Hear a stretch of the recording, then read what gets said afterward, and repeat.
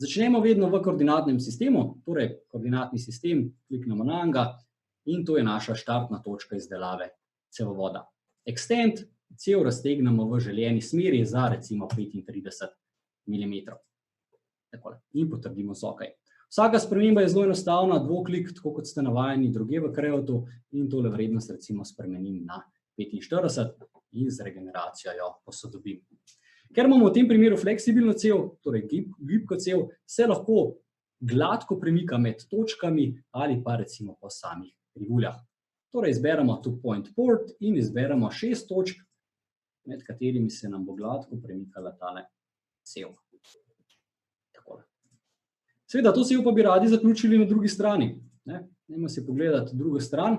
Tole je naša cev, zaključili bi jo radi v tem konektorju oziroma v tem priključku, ki se imenuje in.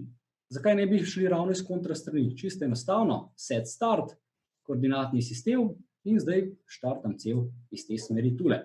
In tokrat bomo rekli v smeri koordinatne akse za recimo 30 mm na ven. In zdaj samo še povezava, torej spet two point port, torej povezava med začetno točko in pa končno točko.